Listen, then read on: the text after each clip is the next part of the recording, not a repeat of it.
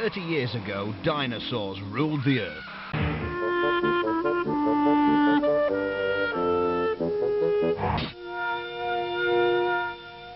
A flower? People at that time, you know, they hadn't seen anyone dressing up in that way with music. Yes, this was progressive rock, a 70s musical landscape dominated by concept albums about Dungeons and Dragons, aliens and geese, featuring hour-long song cycles with week-long instrumental solos. Well, it felt like it. Oh, shit.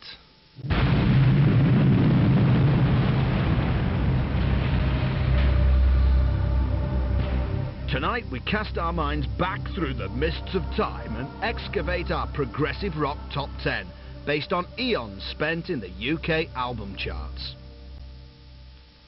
Now, on what better steed than to commence our journey across the shifting sands of progressive rock than the ship of the desert itself? And of course, some people who are very sensitive can actually smell it as well. In fact, I'm picking something up right now. It's a gorilla. No, it's a dromedary. It's a camel.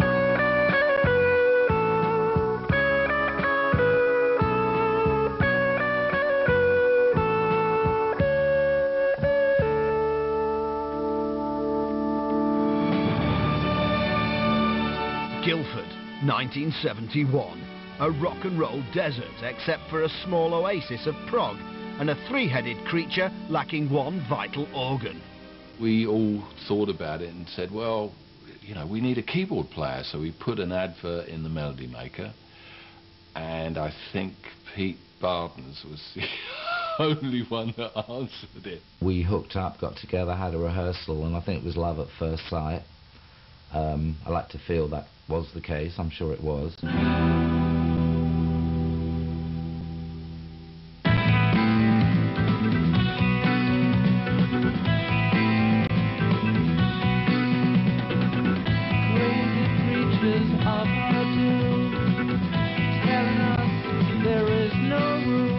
We had many evenings of, you know, sitting in pubs, you know, just gibbering, really, you know, coming up with the most stupid names you could think of.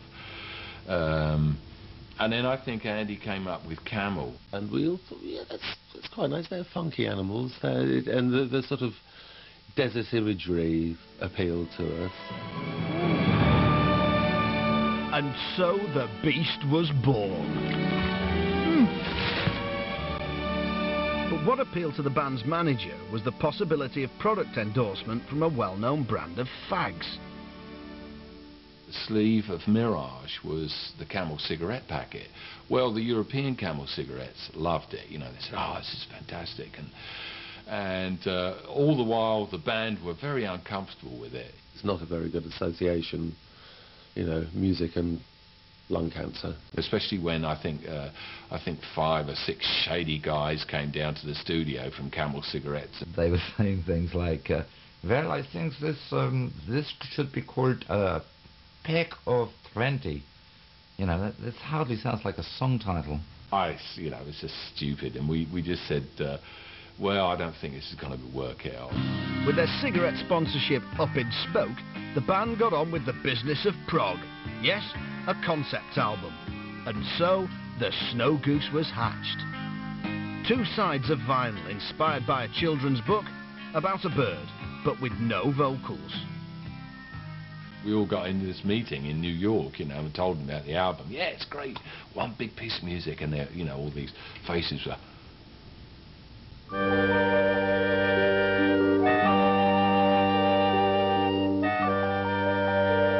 Despite the misgivings, the album sold millions.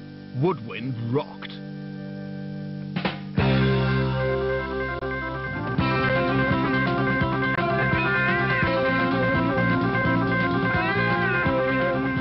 Why were they so successful? Because of, literally because of the music. There was no great image going for them. They had no great lead singer, nobody jumping, no Freddie Mercury, no Mick Jagger. The Decca publicist, you know, he used to tear his hair out. He said, can't you shave your head, wear gold leotards, do something, you know, say you've been on heroin for a year, you know, anything, you know. And we said, oh no, you know.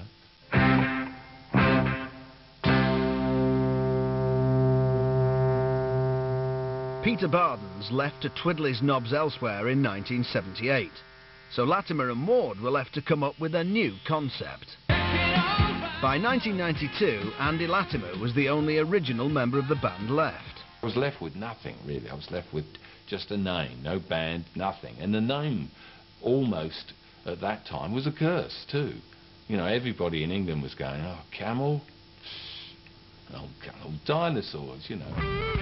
Andy sold his house, took the proceeds to California, and used the money to establish a .com company to market his own albums to the faithful.